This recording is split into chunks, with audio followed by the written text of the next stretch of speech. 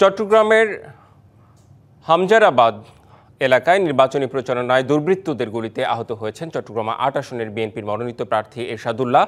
তাকে এভারকেয়ার হাসপাতালে নেওয়া হচ্ছে। সেখানে আছেন সহকর্মী মুজিবুল হক, সরাসরি যুক্ত হচ্ছেন তিনি আমাদের সাথে। মুজিব, একটু বিস্তারিত জানতে চাই, কখন কিভাবে ঘটনা ঘটলো? নিশ্চয়ই আপনি জানেন, যতটুকু জানেন বিস্তারিত জানাবেন আমাদের। রেদওয়ান, একটু সংশোধন করতে চাই, আমরা এখনো হাসপাতালে পৌঁছাইনি। তবে আমরা তথ্য পেয়েছি যে চট্টগ্রাম ৮ আসনের বিএনপি মনোনীত যে প্রার্থী এরশাদুল্লাহ, একই সাথে তিনি চট্টগ্রাম মহানগর বিএনপির আহ্বায়ক।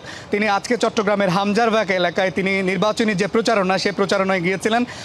যতটুকু খবর পাওয়া যাচ্ছে দুপুর নাগাদ তিনি সেই এলাকাটিতে গিয়েছিলেন এবং সেই এলাকায় নির্বাচনী প্রচারণায় একটি মুহূর্তে, মূলত একটু আগে আমাদের কাছে যে খবরটি এসছে, সেই এলাকায় দুর্বৃত্তরা তার যে নির্বাচনী প্রচারণা, তার যে বহর, সেখানে গুলি চালিয়েছে, এরকম একটি তথ্য আমরা পেয়েছি। এবং তার যে একান্ত সচিব মুন্না, তার নাম, আমরা তার সাথে কথা বলেছি এবং তিনি আমাদেরকে নিশ্চিত করেছেন যে সেই গুলিতে এরশাদুল্লাহ আহত হয়েছেন এবং এই মুহূর্তে তাকে চট্টগ্রামের বেসরকারি যে হাসপাতাল এভারকেয়ারে নেওয়া হচ্ছে এবং তাকে সেখানে চিকিৎসা দেওয়া হচ্ছে। তবে এই ঘটনায় আরও বেশ কয়েকজন গুলিবিদ্ধ হয়েছে এবং হতাহত হওয়ার খবরও পাওয়া যাচ্ছে। তবে আমরা এখনও সেটি নিশ্চিত নই। আইন শৃঙ্খলা বাহিনী এবং সেখানকার যারা প্রত্যক্ষদর্শী, তাদের সাথে আমরা সেখানে পৌঁছানোর পরে, ঘটনাস্থলে পৌঁছানোর পরে তাদের সাথে কথা বলে এবং চিকিৎসকরা যদি সেটি আমাদেরকে নিশ্চিত করেন, সেটি নিশ্চয়ই পরবর্তীতে দর্শকদের মাধ্যমে, আপনার মাধ্যমে আমরা দর্শকদের জানাতে পারবো। বলে রাখা ভালো যে চট্টগ্রামের যে আচ্ছা মুজিবুল হক, এখন এলাকার কি পরিস্থিতি? মানে থমথমে পরিস্থিতি বিরাজ করছে, বিষয়টি কেমন?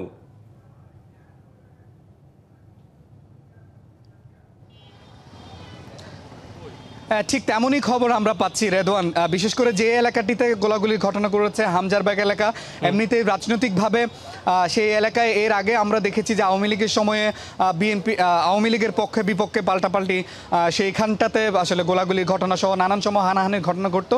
আজকে সেই একই জায়গায় হামজারবাগ এলাকায় বিএনপির যে মনোনীত যে প্রার্থী এরশাদুল্লাহ, চট্টগ্রাম ৮ আসনে তিনি প্রার্থী। চট্টগ্রাম যে ৮ আসনটি, সেটি বোয়ালখালী উপজেলা এবং চট্টগ্রাম সিটি কর্পোরেশন বেশ কয়েকটি ওয়ার্ডকে কেন্দ্র করে মূলত এই আসনটি, এবং এই আসনের একটি অংশ হচ্ছে এই হামজারবাগ এলাকায়। এই হামজারবাগ এলাকায় তিনি নির্বাচনী প্রচারণায় গিয়েছিলেন। সেই বহরে মূলত গোলাগুলির যে ঘটনা বা গুলিবর্ষণের যে ঘটনা, সেটি ঘটেছে। তবে আমরা যতটুকু খবর পেয়েছি, সেই এলাকার যারা স্থানীয়রা রয়েছেন তাদের সাথে কথা বলে, সেই এলাকায় গোলাগুলির ঘটনার পরে এখন পুরোপুরি থমথমে অবস্থা বিরাজ করছে। যদিও সেখানে আইনশৃঙ্খলা বাহিনীর সদস্যরা পৌঁছেছেন। পাশাপাশি চট্টগ্রাম থেকে যেহেতু এরশাদুল্লাহকে যে হাসপাতালটিতে নেওয়া হয়েছে, এভারকেয়ার হাসপাতাল, সেই হাসপাতালের দূরত্ব 40 থেকে 45 মিনিট দূরত্বে। বিএনপি নেতাকর্মীরা এই ঘটনার খোঁজ খবর পাওয়ার পর থেকে তারা মূলত যে এভারকেয়ার হাসপাতাল, সেই হাসপাতালের দিকে তারা। বিষয়টি আসলে খুব উদ্বেগজনক এবং এই বিষয়ে আরো যেসব তথ্য পাবে নিশ্চয়ই আপনার কাছ থেকে আমরা পরবর্তীতে জেনে নিতে চাই। মুজিবুল হক, আপনাকে অনেক ধন্যবাদ।